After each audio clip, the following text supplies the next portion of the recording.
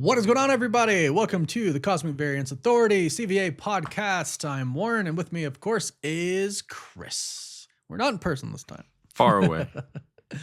Far away, yes. But nonetheless, there's lots of fun, exciting stuff to talk about today.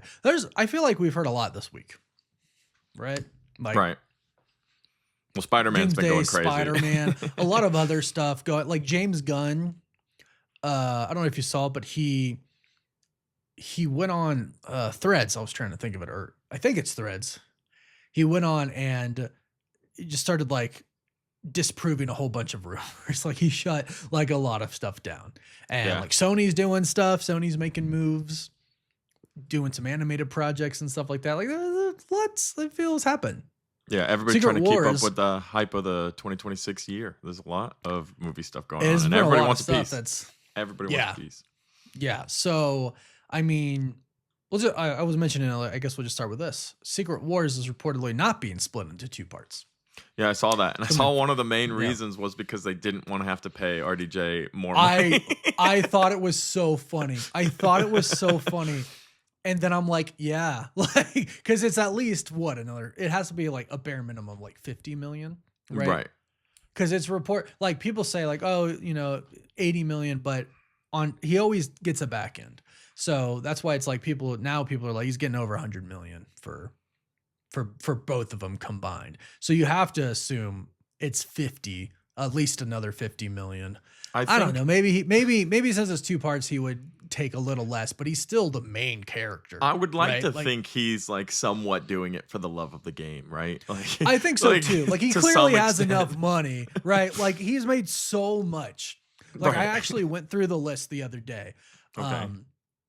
For the first movie, he made like $500,000. I think it jumped up to 10 for the second one, and then then jumps up to like 50, 75, 70, 50, 75, and then I mean it's just and then you have to keep in mind he's done like the cameos and like Spider-Man, you know what I mean? Civil War, and then the Avengers films, it's just like he's made so much money. And I don't think he needs money anymore. No. I think this was for the love of the game, which can make me appreciate his return even more. I think I think we probably even talked about it last week. I was always excited that he was coming back. I think there's a lot of complications with him coming back as Doom in particular. Mm-hmm. But I was really excited to see him return as Dr. Doom. And I would like to think a part of him does it for the love of the game. So maybe he'd take 20 million for a part 2. You know what I mean? Right. If they were like, hey, we really need to do this in multiple, but your salary is holding us back. I feel like if that was the only thing that stopped them, they'd be like, he would probably I like to think he would find a way to make that work. But, I mean, yes, he's doing it for the love of the game, but he also, probably negotiated his $100 million comeback check, right? Of course. Obviously people like to make more money, and I get all that part of it. But sorry, it is funny that was at the top. Well, I when you said that, it's funny because I think of the opening of Deadpool and Wolverine, where it's Wolverine's skeleton, and he's like, nothing will bring me back quicker than a big bag of Marvel cash. It's like, It's true. Yeah. Well, that's funny too, because it's like Patrick Stewart, he said he was done with his character, which I totally understood because of Logan, and the same thing with Hugh Jackman because of Logan. But at the same time, it's like, you have to think like if someone's done, but Marvel wants them back, it's like they really can throw a lot of money at them. I mean, they've got the resources and the roster of success to back it up too. Because again, you're Patrick Stewart. You're not really that worried about the money. I feel like you've got enough money for the rest of the days of your life, and it's a legacy thing. I was one of the earlier Marvel characters. I've died 50 times on screen, but I want to die in the MCU. Like, don't say that. I think I'm convinced at this point it's happening, but I don't want it to happen. I want to die in the MCU. That's like a really funny way to put it. I want to die in the MCU. I've never died in the MCU. It's always been in the Fox X-Men universe. Well, I guess he has died in the MCU. Wait, he's died in the MCU actually, technically. Yeah, he's technically died in the MCU. Yeah. In Multiverse of Madness. I want to die in the main sacred timeline of the MCU. Dies on Battleworld. He dies in the 828 universe. Then they'll bring it back. Then they'll bring it back to die in the new. I want to talk about that because I've seen, I read all this stuff online. Obviously, like this is what we do. We keep in the loop, especially like Marvel. This is what we do. This is what we do. But, you know,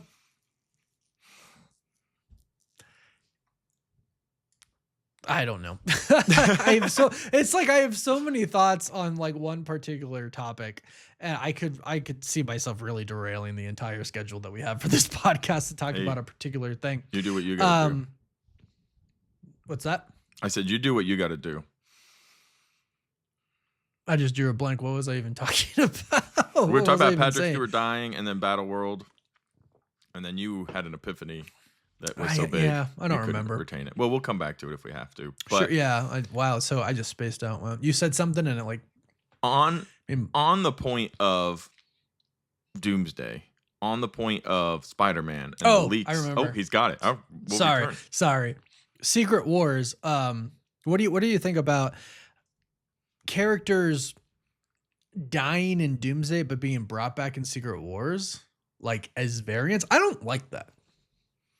No, because we're going to go through the whole death and the emotional thing of that. Like, okay, let's say we're laughing about watching Patrick Stewart die once in Avengers Doomsday and Endgame or in Secret Wars. He could die 10 times. Like, we could literally watch him die 10 times. But it demeans it a little, does it not? In Marvel Comics, no one's ever really dead. But to me, this specific scenario, I'm not even talking like a variant of Natasha Romanoff coming back. That's fine by me, right? Right. But I feel like if like, say you had like Chris Hemsworth's Thor, say he died, like he really died, and he doesn't come back because like he leaves Valhalla and figures out a way to come back. He comes back as a variant. And you're like, to me, I'm just like, well, that's not Thor. Like it is Thor, but it's not my Thor. It's not the Thor that I followed for over a decade. You know what I mean? So I don't really like that, but I've seen some comments online that people are like I saw a report, I don't know who it was from, but it was like, actually in that opening scene with Toby's Spidey, Hugh Jackman, and Deadpool's Wolverine, like, oh, they're all going to die, but don't worry, they come back in Secret Wars. I'm like, but do they come back, or do variants come back? Because I don't want variants to come back. I want them to come back, but also I'd rather just have them not die. Right. Well, the only thing I would have to go against that, and obviously there's some counterpoints to it, but Loki isn't Loki. And that worked out just fine. It's a good counterpoint, but they gave us 2 seasons of him. And that would be the counterpoint to that, is you've actually had time to see him. We are emotionally invested in this particular Loki. Yes. So that's where the disconnect comes from. We are emotionally invested in this Loki most story. Of the character. Well, right. I was just in general, all of the characters. Because you think about like, sure, maybe there's some characters that die, and I'm like, okay, you come back as a variant. Maybe I don't care, but none of the main characters. Right. Like if John Walker died and a variant came back, I'd be like, fine, whatever, I don't care. I do like his character, but I wouldn't be like up in arms about it. But if Thor, I would be pissed. I would say this sparks a really good audience participation question at that point, because I'm kind of curious. Because in my head, so let me ask the question. Do you guys see Loki from the Loki series as a continuation of the Loki that died to Thanos, or do you see him as his own character? Do you differentiate those two questions? I'll ask you the same question, Warren. I would say for me, I see them as the same character. Like just off the cuff, like just thinking, oh, I see it as one being. It's not. I see them as one character, but in my head, I know the differentiation. You know what I'm saying?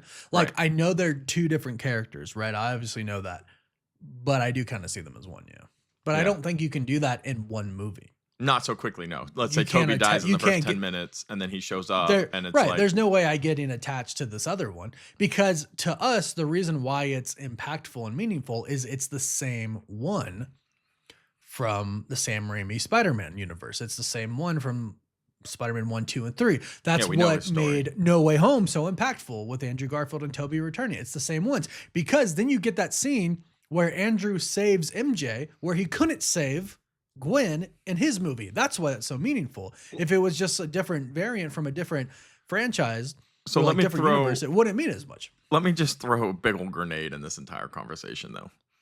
So I think one of the reasons why Loki worked so great was because he was a branched Loki from our original Loki, which theoretically they all are. Like, they kind of have to all be if there's one timeline. I don't necessarily know how that detail works when you have an alligator Loki. Like, how is that connected to the original main Sacred Timeline Loki? It gets really, really, really messy. I'm not arguing that. At that point. Well, if it's all from one Sacred Timeline, right? No, there's other universe strands out there. I'll drop that. That is something I will say we need clarification on it. There's some people out there, like Busy, if you're watching, I know you have your theories and stuff like that too. But from my understanding, there are universes, and from universe strands, branch timelines come out, and those are kind of different. Right. So it does. Yeah, I guess that's fair. Like, it branches to the point where it does become so bastardized that it. But that's also how incursions happen, because a branch from one universe can go into the other universe. Yeah, and then they branch and they branch and they branch. Another branch. That's fair. Right? It's like a never-ending game of telephone where everything you eventually have an alligator Loki. Right, okay, that makes sense. Much. But let's go back if you think about it, like it's the sacred timeline, but it's also, I would say, like a separate universe as well. So he came directly from that core timeline. Right, yeah. So to grenade the whole conversation then, if we see Toby die at the very beginning to Wolverine, let's say, great, just for the sake of the conversation. And then we end up in the beginning of Secret Wars, and they're like, you know what? Toby Maguire's Spider-Man actually had a really important atom in his body that we need to restart the universe. We need to go back in time and get him. And they go and get him from a little bit before he died. Is that good enough for you? It's the Loki treatment. It's the same exact version. He's just going to have a different forward trajectory, not a different back trajectory. Does that make sense? I think that gets weird with time travel. It because really does. I feel like once you destroy the multiverse, time gets very weird. Like, can you go back in time to where the multiverse wasn't destroyed? Or do the physics of it all, since it was destroyed, prevent it from doing it? Especially if you're in the void. If everything is in the void if Battleworld is in the void outside of space and time, then no, you cannot go back in time. Right. You have to physically create something new. Because there is nothing. Right. Right, because there's nothing. So no, you can't. It's basically a hard drive, right? Like, time is a hard drive saving everything, both past and future. Right. But if Doom goes in and just gets rid of that hard drive. Deletes the hard drive. And nothing exists. There's nothing to travel to. It's so complicated. Exactly. We need to do this conversation on a live stream, because I would be really curious to hear what people would say. About this, because it does get convoluted. It is complicated. It's complicated and convoluted. Yeah. I was saying complicated and you said convoluted, so I said compuluted at this. This conversation is compuluted. That's a good word. I feel like that word actually perfectly describes what we're. It's compuluted. It's compuluted. It's compuluted. Hashtag. That's the word for the day, even though we're not even at the end yet. But still, compuluted. Read it in the comments. Yeah, I don't know. I don't want anything to be cheapened by, hey, here's a variant. I want the story to be enhanced by, hey, here's a variant. But be different. Like, hey, here's Tom Cruise as Superior Iron Man. That's cool. Yeah. Or hey, if you're gonna bring here's a variant, another Iron Man that's close to Tony Stark that you knew before, but doesn't have a big, super huge role in the movie, right? Because we did lose our Tony Stark. Right. I think variants should be used to enhance the movie, not to bring the characters that we've known and loved for a very long time, or in a short time for some characters, like Fantastic Four haven't been here that long, but they shouldn't replace them, is what I will say. Mm-hmm. With themselves, even, because it's still shallow, right? That's my thought process. And even like the X-Men, actually, to your point, Days of Future Past did kind of change these particular X-Men and the old X-Men timeline. So these are kind of different, but they have, in theory, have gone through all the same things. The Loki treatment. Seen them go through. It is kind of Loki treatment that way. Yeah. And you've also had time with those characters, I think. And I think we're going to get a pretty decent explanation of where they are, what they've been up to. Oh, I think they have to. They need to, I think. Yeah. But no, I think this specific conversation, the multiverse, the whole what is it and what could it be, and I think that would be a fun conversation for us to have on a live. We could probably sit here and talk about it for an hour, no question, because of all of the what ifs and how do and There's what about. There's a lot of what ifs. Yeah. But no, it would be cool to get some audience interaction on this. So this particular topic, guys, if you have a second, drop down. Let us know what your thoughts are. Do you think it's so much of a mess it's going to take away from the movie for you? Do you think they're going to do a really good job explaining it or ignoring it and it doesn't really matter? I guess it really depends how they use the tool. If they are going and grabbing variants willy-nilly, that might take away, like Warren was alluding, that started this whole conversation. I think it might, and I don't really want to see it. I don't want to see people die in Doomsday and be brought back as variants because they die. They are dead. Does that include Toby though? Because you said he can't die. Well, no, that's my rule. Toby can't die. But if he does die, he has to stay dead. That's a hard one.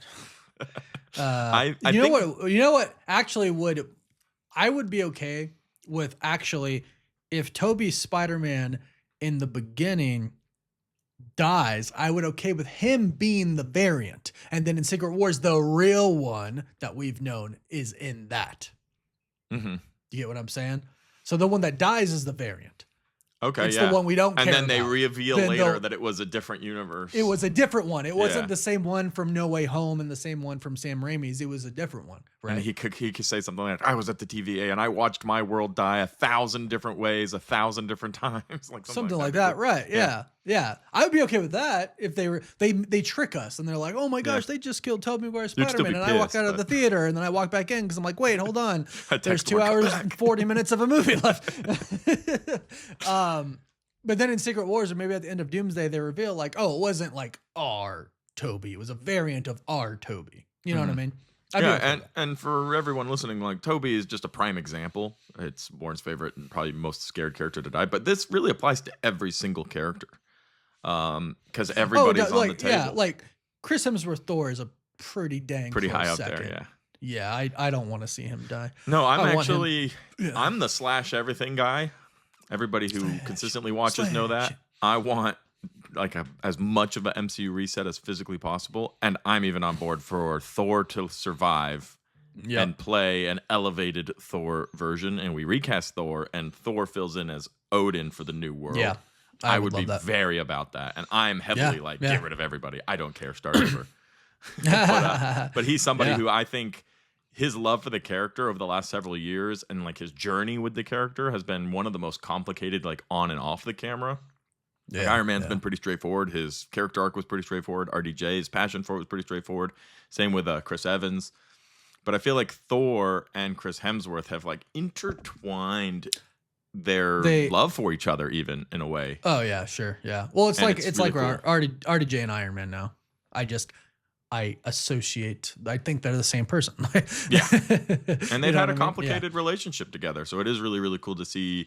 He's like all in on Thor right now. They're talking about the next movie. They're talking about, which heavily implies he's gonna something, survive. Right? Like, but I also do think I don't. So here's always like, I have theories sometimes, and sometimes theories can go with the comic logic or like the stories, and they could go against it because sometimes in the MCU they go against it, right? Right. So despite whatever the comics stories have told us, I do think there is a version of this where Thor dies, goes to Valhalla, and comes back. Right. There's even a version of the Rune King Thor storyline where he rips out both of his eyes, hangs himself. And I did a video on this like earlier this week, and I couldn't remember if he really does die or gets saved like last moment. Well, no, he doesn't get saved, but I can't remember if he just goes in such a deep state that it's almost like death, or if he does die and then he comes back. And I even kind of went back and kind of read over that part, and it's still a little unclear to me. And I don't remember what I thought before. And then I looked online, and some people are like, no, he didn't really die. But when you read the story, I'm like, no, it seems like he died. But if there are any people who have any clarity on that, let us know. But there is a version of that to where it's he could die, go to maybe like a different realm. His spirit dies, his body stays alive, then he goes back in it. Something like that. You know what I mean? Mm-hmm. Like, and he becomes Rune King Thor. Rune King Thor. I hope that's what it actually builds to. And that might require him dying, but it also would require the exact same person, the exact same soul, spirit, whatever you want to call it, comes back though. Right. And then they can carry on that legacy. And even through any recasting that we do get, that's one character who, because of his title of God, like could transcend and remain. Exactly. Which is cool. Which is really, really, really cool. Like, I feel like Doctor Strange if he were to live on, he'd have to just be Doctor Strange. Like, he couldn't transcend to something else, and then there's a Doctor Strange. No. Like, he would have to remain as Doctor Strange for another 10 to 15 years. Like, well, and because it's like you wouldn't want to have two Doctor Stranges in the MCU. Don't really want two of anybody. Well, right, that's the thing, right? And I mean, we've heard there's gonna be Hugh Jackman's Wolverine and a new Wolverine, but I also do kind of think he takes on maybe more of a mentorship role if that's what happens. He could also be stuck with Deadpool running around the who knows that's what. That's what I actually, right? We talked about that before. I think that would actually be for the best. Like a Marvel Elsewhere project, kind of how DC's doing that, but like still connected in a weird way. Like maybe they end like with the TVA portal or something like that, you know? Right, yeah, it's like a special presentation or something, yeah. Yeah, the entire thing comes to an end, and the only post-credit scene is Deadpool and Wolverine with the only remaining bit of TVA tech, and they're just off doing who knows what. Like, anything would make sense there. And then you can recast Wolverine and even Deadpool, realistically, and just do your own thing. Or maybe they run the TVA after.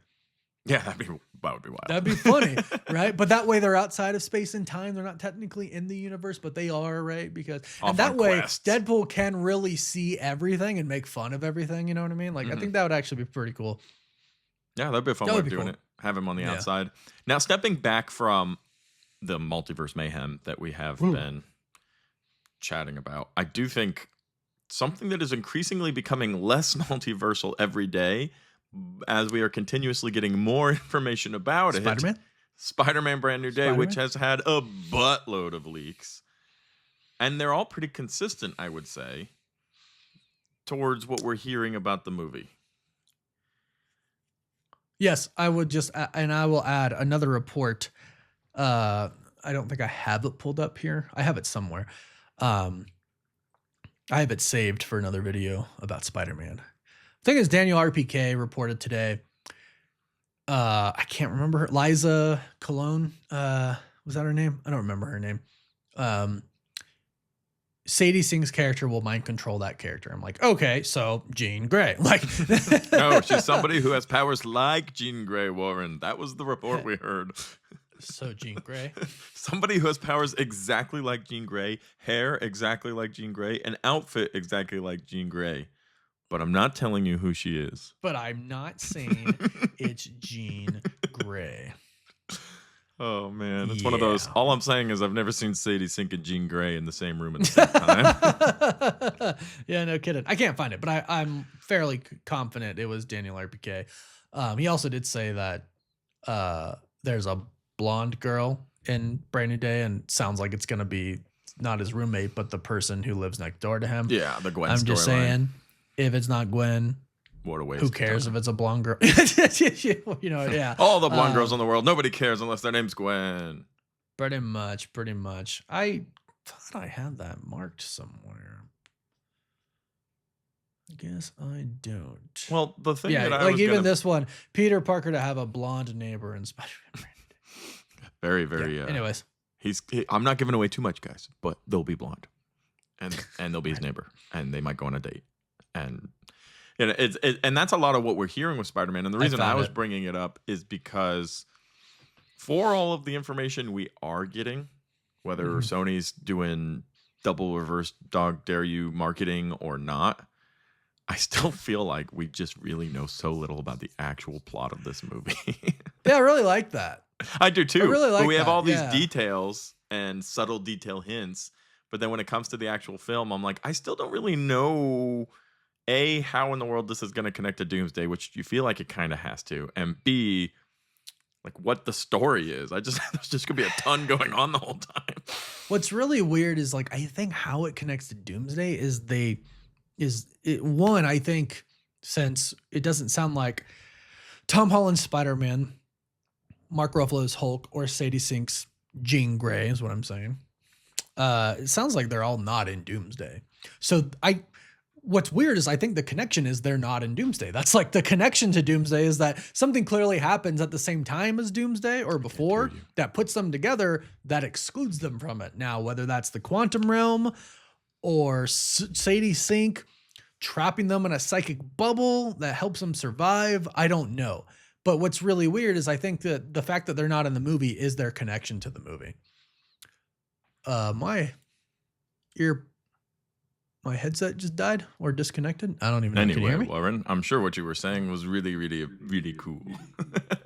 Warren's headset died. Give us half of a moment. But while we're waiting for him to it's sort back. that. Oh, he's back. He's so back. It didn't die. It disconnected for some stupid reason. But anyways, I'm back. Technology. Continue. Yeah, no, I think the connection is that they're all not in the movie.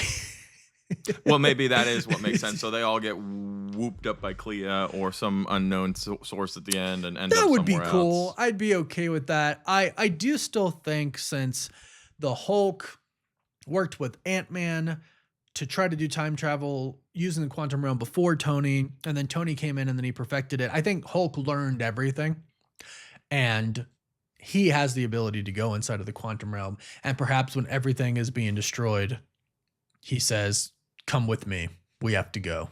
And they go just to survive. Because we've heard that was kind of part of the original plan for King Dynasty. That some heroes survived by going in the quantum realm. I want to hear my dream ending for Spider-Man Brand New Day that I literally just wrote in my head right now while you were talking. Right now? This is fresh? This is it. I wrote this just now, and I'm 90% sure this is what's going to happen, guys. So, movie ends. Don't really know how, why, or what happened in the film because we know nothing about the end of Spider-Man Brand New Day, but it's irrelevant to where I'm headed. So is this a post-credit scene? Rolls to the beginning of the post-credit scene. Deadpool's voice appears over the loudspeakers, rumbling the IMAX seats. And he says, "Listen up, you Marvel nerds. I know you're always waiting for post-credit scenes." Then he pops up. We then get like a 10-minute post-credit scene of Deadpool and Wolverine collecting all of these dudes. Spider-Man, the Hulk, Sadie Sink, bringing them to the TVA, giving them a rundown of everything that they need to go do and giving them a secret mission somewhere. I don't know the exact details. And then they're off on their own little time capsule somewhere because Deadpool and Wolverine, by order of the TVA, sent them off somewhere. And then we'll see them again in Secret Wars and it all connects. You know what? I am sold because we have heard many reports that the original plot for Deadpool and Wolverine was supposed to be the TVA sending them to rescue other heroes from their dying universes and bringing them to the TVA. Mm-hmm. It seems and now we like know they the have timeline moved. Connects that Doomsday and Brand New Day might be happening at the same time. Right. I'm here for that. I actually wrote think it that would be right a here. perfect You heard it here post-credit scene. That would be a perfect post-credit scene. At the very end of the post-credit, they show things being destroyed. The kind of like in the end of No Way Home, the universe is like cracking open. You maybe see another Earth pop up, and Deadpool just shows up. Unrelated to the movie. Yeah, no, I don't think it has to. I don't think the actual movie really has to connect if you have a great post-credit scene like that. In all honesty, something like that would be awesome. The end, you can maybe see something's going on with the universe, something's going on in the sky, blah, blah, blah. Yeah, it'd be cool if they had little hints throughout, like little Easter eggs. Right. They don't address it. Maybe Peter kind of looks at it and is like, what is going on? But then like, oh, wait, but hold on. The Punisher's trying to kill this guy, and I don't think he should kill people. Yeah, I'm going to focus on that. About. Right. And then, wait. I want to see Peter tell the Punisher, wait. No. But anyways, then Deadpool just shows them the post credit through a door. Come with me. Who are you? I'll explain later. Some snarky Deadpool comment. Maybe he just kicks him through the door.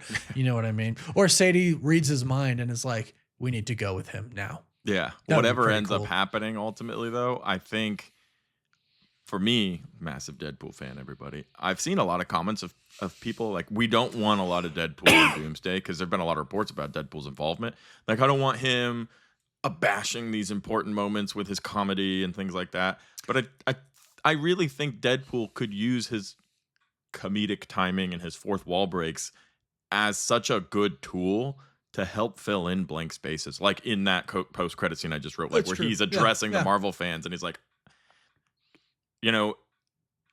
7 months from now, you guys are going to see what's been going on behind the scenes of this, but these guys missed it all, so I'm going to grab them and take them somewhere. Like, it would be really cool if they connect that bridge, because the reports we're hearing recently from this week are Doomsday and Brand New Day are happening simultaneoused somehow. Right. It sounds like all this crap's going. Right. Well, we should probably, in case you didn't hear, and whoever's listening and watching, got the official synopsis for Brand New Day, and there's a 4-year jump, basically, from the end of No Way Home to Spider-Man Brand New Day. So basically, Spider-Man Brand New Day takes place in 2028. Right. Which is when Doomsday is taking place. So if they're happening at the same time and Spider-Man's just so caught up with his own problems, obviously he's going to have a plethora of them, turning potentially into a whole spider and all that junk that's going on. And he's dealing with the Hulk and his personal life crisis, and his girlfriend's making out with some other dude. Obviously that's way more important than the entire universe being destroyed. So he missed that. And then they just connected at the very end with a post-credit scene. It doesn't have to be Deadpool. It could be any number of people that come and collect him. Like I originally had said Clea, or it could be a Loki Vision. It could be anything that comes and collects them and takes them and stuffs them off on some secret time capsule mission. I don't know, but I think that would be a Loki Vision. You know how hyped you would be sitting in the theater. Oh, waiting. Like you get 5 minutes of that, and then you're like, and then it just says Spider-Man will not return in Avengers Doomsday or something like that. That would be so that good. Would be hilarious. that would so actually good. be hilarious. Spider-Man, the Hulk, and Jean Grey will not return in Avengers Doomsday. Doomsday. Cuts to black, but they will return in Secret Wars. It's just like psych you out for a second. Will not return. Wait a second, but fades to black again. They will return in Secret Wars. Wow, that would be crazy cool. Like that'd be amazing. That'd be like it's Deadpool writing it. You know what I'm saying? Yeah, sitting there like changing really the letters like some McDonald's freaking sign or something like. That would be super, super. I'm trying to think of what would get me the most hype for Doomsday, bridging Spider-Man into Doomsday, because it sounds like there was a while when we knew nothing about either film and we were having wild theories like, oh, well, Doom's going to show up for the last 30 minutes and interact with Spider-Man. And that really doesn't sound like that's what's going to happen. So we really do need some type of gut punch of something like to that level of just craziness to bridge over to like, hey, while Spider-Man was happening in the background, the universes were imploding, and I think that would just be epic. So I just wrote that. That's while a pretty we were good one, live. Chris. I will say that is a pretty good one, and I'd actually like to see that. I think I would like to see that kind of more than maybe a Doom thing, like Doom showing up himself, because like they're not going to give us a first look at Doom. No, it's going to be like right, super subtle, like the Fantastic Four first steps. You see the mask, you see his cloak, his hood, but you don't see him. Yeah, so because we already got that, got that in Fantastic Four. I don't need it again with Spider-Man. Right, I've already gotten that. So if that's all you're going to give me something else. Yeah, I'm also thinking maybe the post-credit scene is maybe he sees the Fantastic Four ship as well, but I mean, it doesn't seem like he's in the movie. He could be. They could be keeping this very tight lip, or they could be putting out fake leaks, right? He could be, but it doesn't really seem like it. And there's got to be a very specific reason for that. You know what I mean? So yeah, and it does make sense because again, Sadie Sink deadline says she's coming back in Secret Wars, not Doomsday, and same thing with the Hulk. Yeah, we know he's in Secret Wars. We've seen the leaked photos, but nothing mentioned of Doomsday. I did find the report that I was talking about. Daniel RPK, Sadie Sink's character will reportedly have a close relationship with the Punisher, obviously, in Spider-Man Brand New Day. She will also mind control Liza Colonzaya's character during a fight sequence involving tanks. Jean Grey. Or one of the Summers girls, all right? I'll still say that. I'll still say that. One of the Summers girls, but I mean, like, I'm 99% sure she's Jean Grey. No, and I think all this news we're getting for both Doomsday and Spider-Man, they almost bleed together because this is just two massive movies coming out in one little year. But I'm really excited for it. Marvel's cooking in the marketing department. I think they're really taking their time and they're being smart and they're really doing what one of the biggest. I'm one of the few people I feel like actually says this, although a lot of people probably agree, but I say it frequently. One of the biggest problems with the multiverse saga was the marketing. Like, yeah, there was some questionable writing, some questionable CGI, all sorts of problems, but I do feel like the marketing was so poor.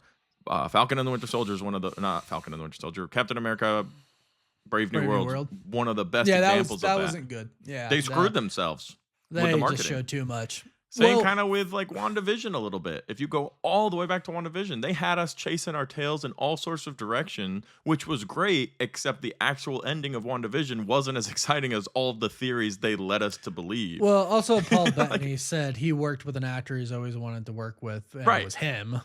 Which is really, really funny, but it set up this expectation that just couldn't be met. And then people like me amplify it. Yeah, it's all Warren's fault. with theories. Drop a like and for stuff. Warren ruining everything. Mephisto's finally here. Okay, chill out. I do want to here. switch. It took a while, but he's here.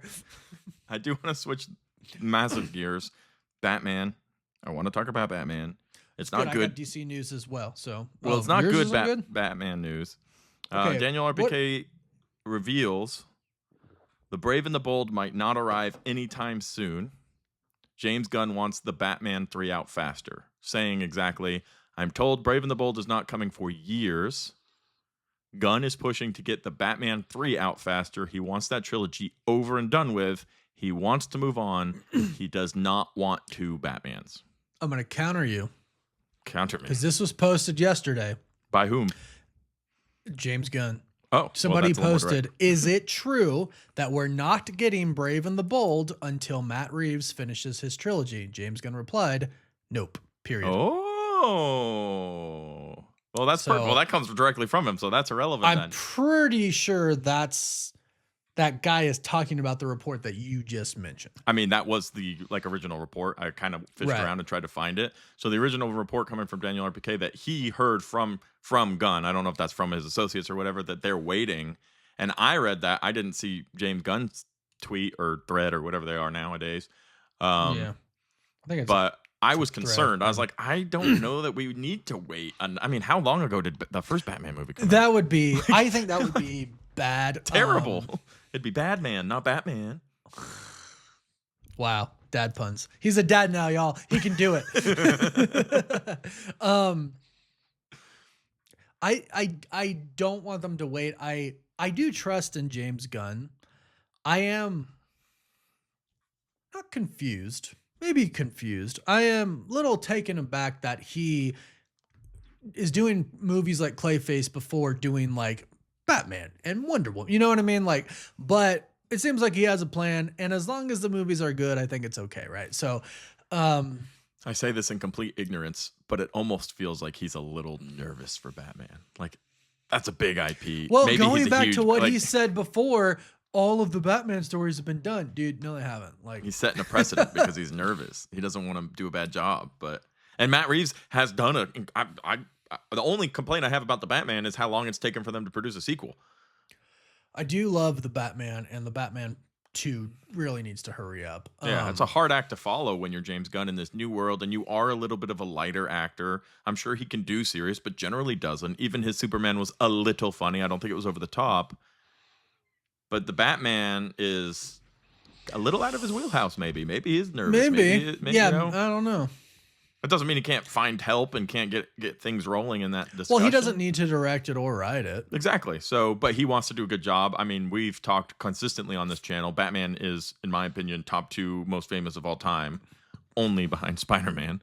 I'm not even talking about famous, even though he is, but just favorite in general. Yeah, my favorite. Just well-known, loved. That's why personally, I think I disagree with his comment that, all the Batman stories have been done. First off, just no, comic-wise alone, no. But also recreating and reimagining Batman is one of the stories that you can retell every 3 years and nobody's going to be upset. Tell me if I'm wrong. But no, but it also, in your new universe you've created, it's we need a Batman. Right. It's you can connect it to all the current events that automatically makes it new, you know? Plus, you have the Justice Gang, you have Superman, there's a lot you can do. There's a whole fresh way to go around Batman, too, especially in this universe where superheroes have been kind of privatized and they've been around for a long time. There could be a whole element to Batman here where he hates all of the superheroes. And he goes into business as Batman because he's trying to put an end to them, and it ends up being this almost contra idea.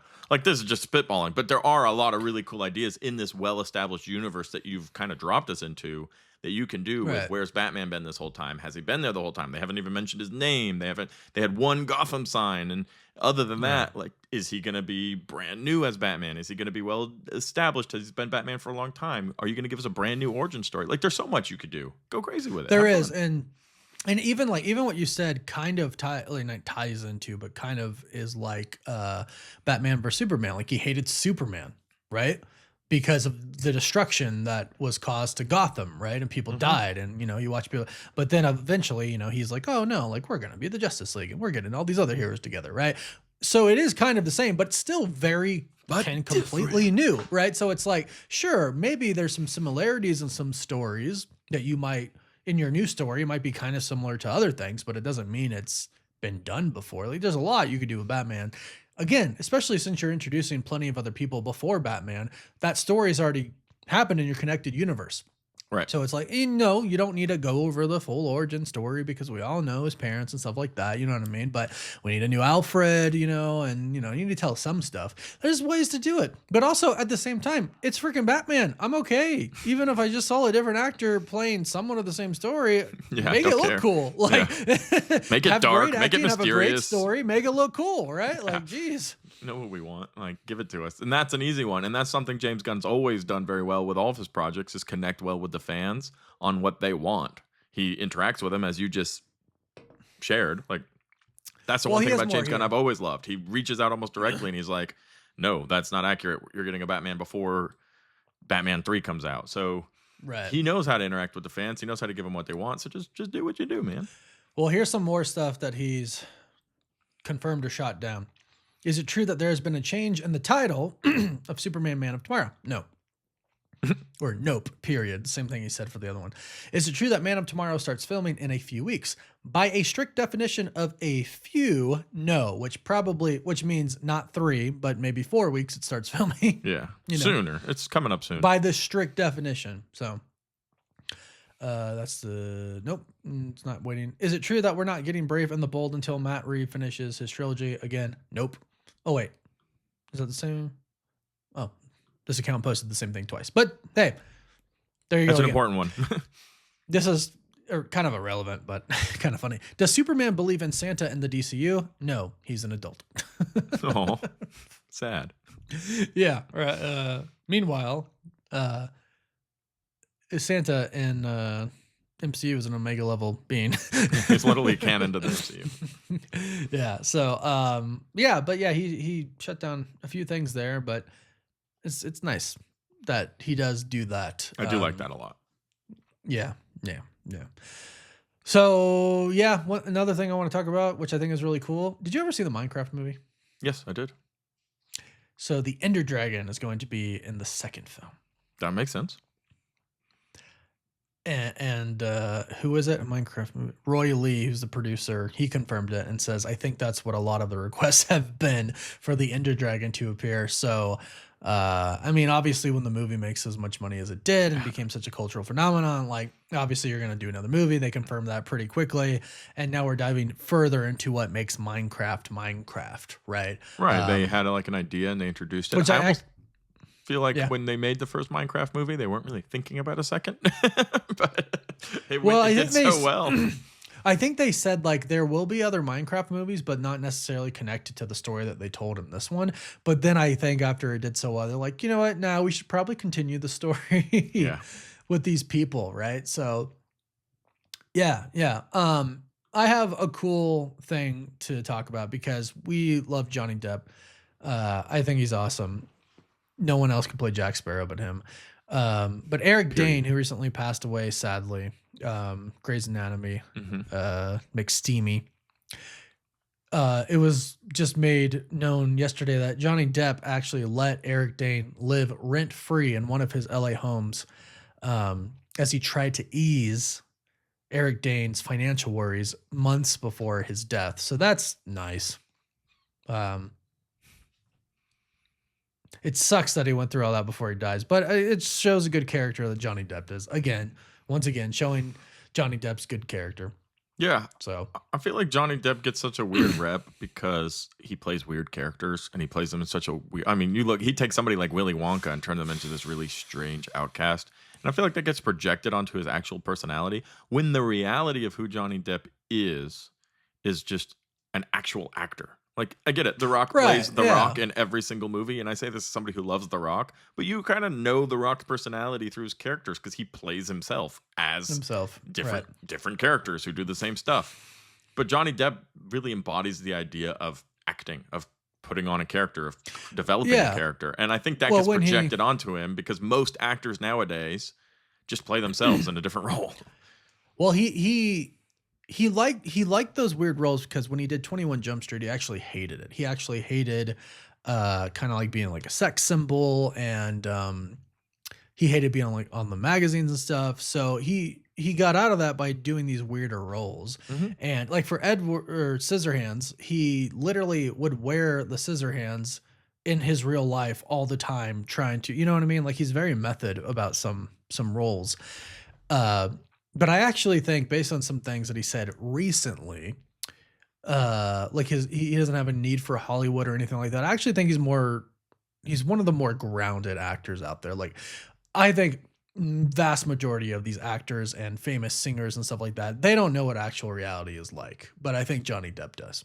Because he's had a daughter almost die in a almost died, and he goes and he gives back by dressing as Jack Sparrow, going into the hospitals and stuff, which started when his own daughter was in the hospital and things like that too. You know, he's gone through addiction, a lot of crazy stuff. That was Nick Cage's fault, probably mostly, when he met Nick Cage, because he was trying to be a musician and he met Nick Cage and was like, nah, you should act. You're going to be an actor.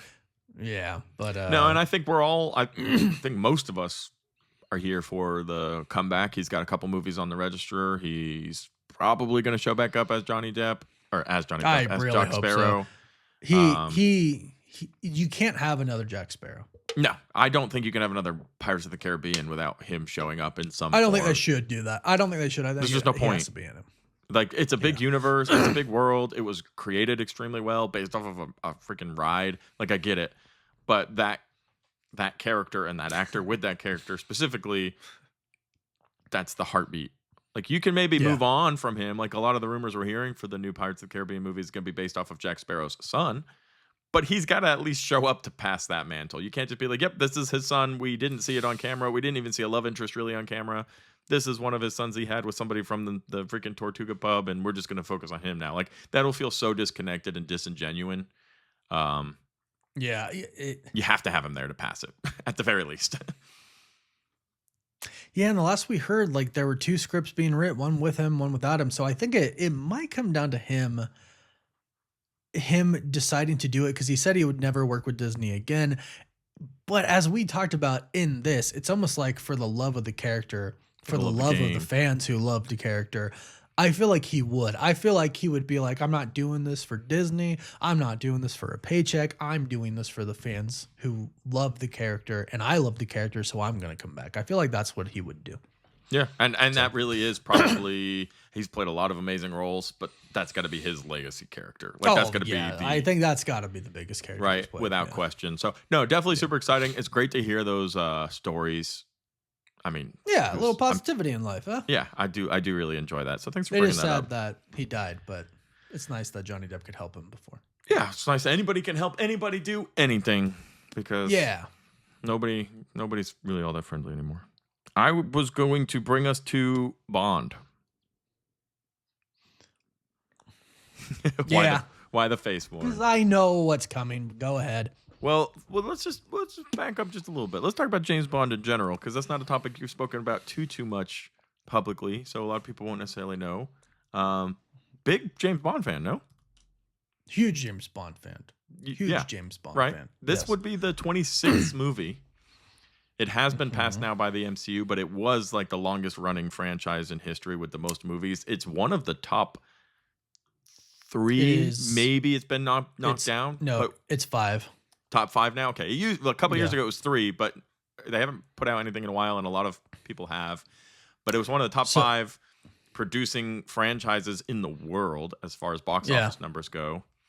I actually have a list here of the top 18. I'll just do the top James 5. Bond. Yeah. Who do you think is number 1? Marvel. Yes, Marvel. Who do you think is number 2? It's kind of misleading because it kind of is Marvel. Oh, Spider-Man then. Spider-Man. Which makes 3? sense. I feel like you could get these. Oh, man. Now I'm feeling pressure. Star Wars. Oh, yes. 4. 4. I want to go with like Lord of the Rings or The Hobbit, but I think there's not enough there. So I'm not going to go that direction. I mean, it's got to beat James Bond, because James Bond is 5th. What beats James Bond? Harry Potter. Yes. Ha the Wizarding World. Highest grossing film franchises. Marvel Cinematic Universe, $32.49 billion. Spider-Man, $11.15 billion. Star Wars, $10.40 billion. Wizarding World, $9.66 billion.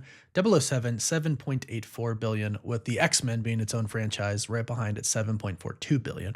And behind them, Fast and the Furious, $3.33 billion. And behind them, DC Extended Universe, $7.2 billion. Wow. So James Bond, legacy character. It's huge. Huge thing. And to me, something about being a kid and starting to like girls and wanting to be a nice, smooth, cool ladies man. A James guy Bond-esque, cool. some would say. Well, exactly. It's just like, that's like, he's a spy. He freaking action kills people. He's super jacked. He gets all Drives the all girls. these cool cars, yeah. Right. Like when speaking for me and probably a lot of young guys growing up, he really is like someone who you just would love to be. Yeah, absolutely. Like the lifestyle was really, really cool. Right. He's like, the suits, you know what I mean? Just like suave, put together, smooth. Yeah, it's just, he's so cool. And the cool thing about James Bond is the title, it's a legacy, and it's gone on through decades now. And it's been a while since Daniel Craig's last James Bond movie. Yeah. We've been talking about rumors of who and fan casts of who. I think a lot of people were really heavy on the idea of Idris Elba maybe jumping in and doing it, and all these different ideas. But we did just recently get a pretty decent update about James Bond, and I don't think Warren particularly you're going to like a lot of the updates, but some people might. I'm already looking. Starting with who's making it. Apparently all of the control for the decision making is going to Amazon. Yeah. So that's the one thing. We have a short list for the top 3 most likely to get the role. With you already said, or you said off camera, Jacob Elordi being number 1. I've not seen any of his projects. That's what I'm looking up right now. He's in Saltburn, the new Frankenstein. A movie with Margot Robbie that's like about to come out or has come out. That's supposed to be a pretty big Heights, deal. Yep. Which I've actually heard is not that good. Let me see real quick. It's like a super aggressive romantic drama. I've never seen it or heard it. I've seen a lot of trailers. They've done a lot of marketing for it, but I haven't seen any of his work specifically. He's Australian. I gotta say I hate the marketing for that movie. I hate the fake narrative that they're pushing. They're like, oh, Margot Robbie said this. Like, she's like, I'm like, no, she didn't. Like, this is marketing. Like, so 59% tomato meter, 77% popcorn meter. So audience, 77%. Okay. So right off the cusp, he's on Polymarket, literally a betting website, the most likely to get the role. Behind him, however, I do really like the pick of Callum Turner. And that's specifically because I've seen him in The Jackal. I don't know if you've seen The Jackal on Peacock. If you haven't, everybody, I highly recommend it. Or it's called The Night of the Jackal or Morning of the Jackal, something like that. He is Fantastic Beasts. He's I know who he is. Wait, he's Fantastic Beasts? Yeah, he's the main actor in Fantastic Beasts. He is not. You are. There's no way that's the same actor. Am I mistaken? I'll pull it up. Yeah, I think you are mistaken. Then I'm thinking, I don't think. It doesn't list him. No, it's definitely not the same. Yeah, it's not the same actor. No. Who am I thinking? No. I know who you're thinking of, but that's not the guy. It's not Callum Turner. Why do they look so similar? Because I literally was looking up to make sure I knew who he was, and this is what popped up. Series Eddie Redmayne plays Newt Scamander, who you're thinking of. Oh, I'm thinking of I am wrong. You're right. You're on. Colum is more manly than he is. Yeah, so no, I'm completely wrong. Colum is more. They look pretty similar, but I am completely wrong. I don't know who he is. Then, no, you're right. I am completely wrong. I just don't know who he is. I'm not. Oh wait, it says he is Thesis Scamander. So he's his brother. Oh, so he was okay. So I was just confused because they look super similar, and it said he was in. I was like, I didn't think that was his name. I got my names confused. I see. So he is in it. He's just his brother. The Secrets of Dumbledore. Yeah, he was in the last one. Okay, that at least makes me feel a little better about my confusion. Regardless, I thought he was the main actor whose name is escaping me. Eddie Redmayne. I saw him in Day of the Jackal. Well, I'm just gonna say this is irrelevant now, but he plays a sniper, a undercover private hire sniper, and he plays that role so well. I almost was like, he's a little dorky, but I could see him playing a really cool Bond. I'm very unfamiliar with Callum. You're saying Eddie was in that role? Yeah, Eddie plays the role. Was. No, okay. Eddie plays the role of. So it doesn't matter. It doesn't. That's what I'm saying. It doesn't really matter anymore. But yeah, really, really good series, unrelated. If you want to see it, I'm unfamiliar with Callum's work, so I can't really speak to that too much. But the third one on this list, who I think I would actually probably pick over all three of these, was Aaron Taylor Johnson, who. I mean, watch Bullet Train. I think I would watch. Yeah, he's such a good pick. Kraven the Hunter. No. Kraven the Hunter. I mean, he's kind of has that suave vibe. I probably would pick him, but I would also pick Callum over the other guy. Yeah, I'm just unfamiliar. I had this whole thing prepared where I was ready to like see him, and I think he would do good, but I don't know who he is now, so that doesn't really work out. But those are the short list. I'm actually kind of surprised with the short lists. I don't know how deeply realistic it is, but this is a pretty solid report we have talked about Amazon, and then the other part that it's talking about is the next Bond girl, speaking to Warren's point about growing up as a young man, potentially Sydney Sweeney. I think I don't think people could really argue with that. My only question is she going to die? Because women that Bond comes in contact with, not all of them, but you know. Well, she made a comment. She did actually make a comment to the rumor. It was this morning or yesterday. I don't have it pulled up, so it won't be verbatim, but something along the lines of, "Oh, I haven't heard anything about that, but I'm a huge fan of the franchise, so it would be really cool." Says, right? Right. Yeah. So it's like, you really think Sydney Sweeney's sitting there on the weekends casually watching the Bond movies and she's a huge fan of the franchise? Like, I don't know that that's the case. I feel like that's just a really, really normal response that you have to say when you maybe are in talks. And because I would be willing to bet that Sydney Sweeney has not seen many of the James Bond movies. I mean, no, I don't know. She kind of seems like that type of girl, I feel like. Yeah, maybe. I kind of feel like she's like that. I've actually spoken with a Bond girl before, Olga Kurylenko, Olga Kurylenko from Quantum of Solace, who's Taskmaster in the MCU. Right. I think she was like one of my first interviews. So that's a fun fact for y'all. But I don't like Jacob Elordi for it. I'm looking at him right now. He's 6'5". I don't care. His face, like, I'm not saying he's ugly. Yes, you are. Say he's ugly. He's not ugly. Like, anyone who look at this guy, you wouldn't say he's ugly. But I don't think he has. He doesn't look like a suave, sophisticated. I mean, and they're actors. I'm sure they could pull it off. But the pictures, at least that I'm looking at right now, I don't like for a Bond. I don't disagree with you. He doesn't necessarily have the Bond jawline. You know, like the Bond, and I don't mean that literally. I mean that like specifically. Got a pretty defined jaw. I was gonna say I don't mean that like specifically. I mean that like more of a vibe. I don't know. I don't look at him and see Bond. He might look too boyish to me. That's what I think you might actually be getting at. Yeah, he looks a little too boyish to me. Whereas I actually think, Callum might. I don't know. I feel like Callum has as far like, so he looks a little too boyish. I think Aaron Taylor Johnson might look a little too rough around the edges. Yeah, exactly. Yeah, I mean, he cleans up pretty well. He does. No, and I think he would make a great one. But I don't know. I mean, I can't call him what, Turner? Yeah. Yeah. I don't know. This guy, I'd have to see him in really good shape. Like a little bit more, I don't know. Well, what the report kind of is leaning towards it sounding like is that they're looking for somebody younger, which is probably why Aaron Taylor Johnson's less likely. He's definitely on the older side, I would say, compared to these guys. But they want somebody who's going to do 5 movies probably at least, and they want somebody. I mean, Daniel Craig was out there for a long time getting the job done. So I'm seeing a few photos, and I'm like, oh man, yeah, this to me. Let me send this to you. You're talking about Callum? To the disc.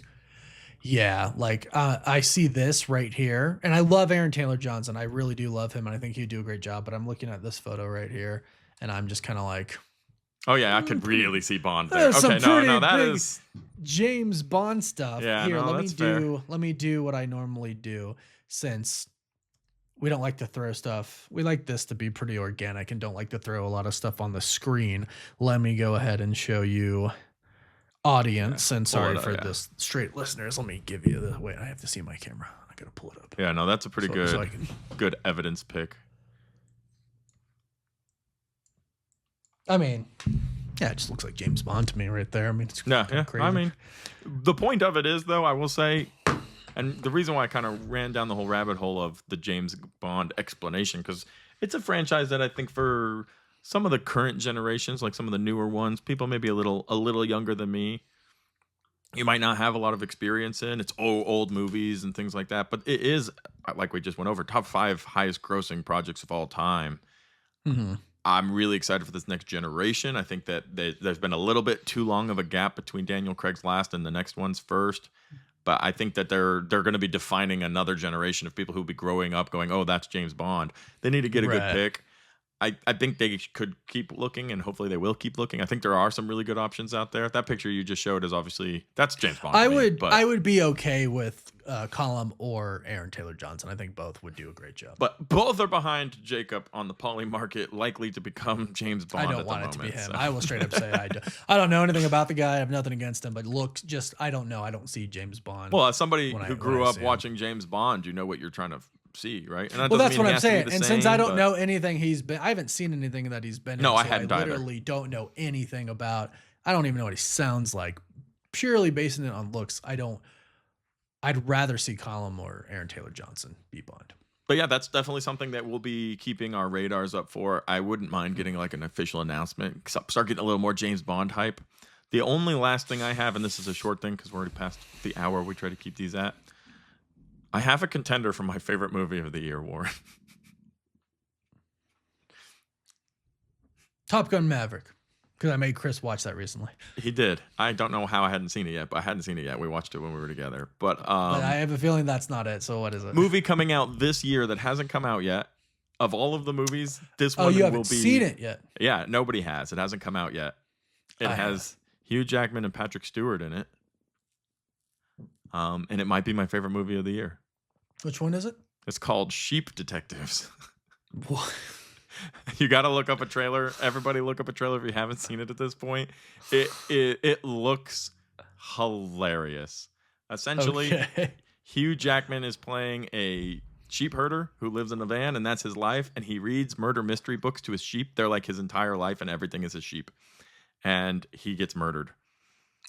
And they reveal at some point while he's reading a murder mystery book to the sheep, he's like, I like to read to them, and I think they enjoy it, but, you know, they probably don't have a clue what's going on. And then he goes into his trailer, and they all start yelling, like, why would he stop there? We almost found out who the murderer was. Like, all the sheep start talking, and Patrick Stewart plays a sheep, and a bunch of other famous people play sheep. Oh, that's hilarious. And then they find out that their owner, Hugh Jackman, died, and they all go to try to find out who was the murderer. And it looks like a really, really fun movie, which is something I'm excited for in a world where we're getting some really serious movies this year. I love fun movies. Yeah, watch the trailer when we get off, because I think you'll really like it. It's really, really fun.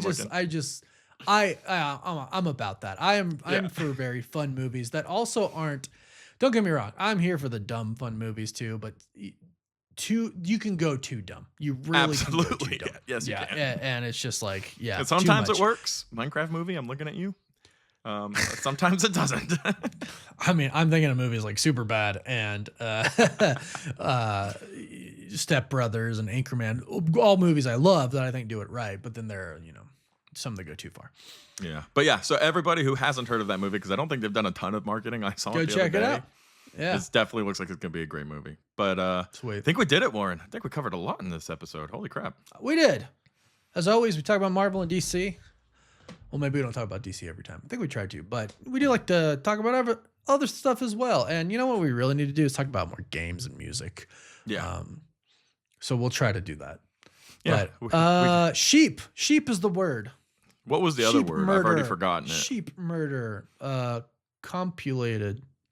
Convoluted. Convoluted Yeah. and Complicated and convoluted. Convoluted. Convoluted sheep. That's it. It's convoluted sheep is the CVA Hunter's word of the week. If you made it to the very end, comment that. You guys can decide how it's spelled. Luted. It's really hard for me to spell it out in the air. I can't spell in any location, so that's okay. CAN con PUL COMPULUTED sheep.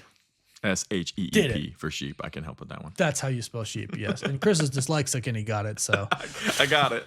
But absolutely a wonderful time. Lots of fun news. 2026, big year for movies and a bunch of other stuff. We'll get better at rounding out, but we just get so lost in the sauce on all the movie stuff. But thank you for watching. Honestly, to the very end. It's hard because we could just talk forever.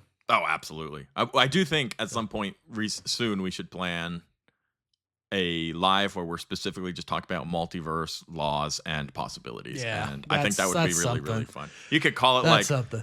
Arguing multiverse laws and just show angry faces of us on it. But I think it would be a fun conversation to get you guys involved in. But thank you. Like, share, subscribe. Boom. Double audio. See you next week. Peace.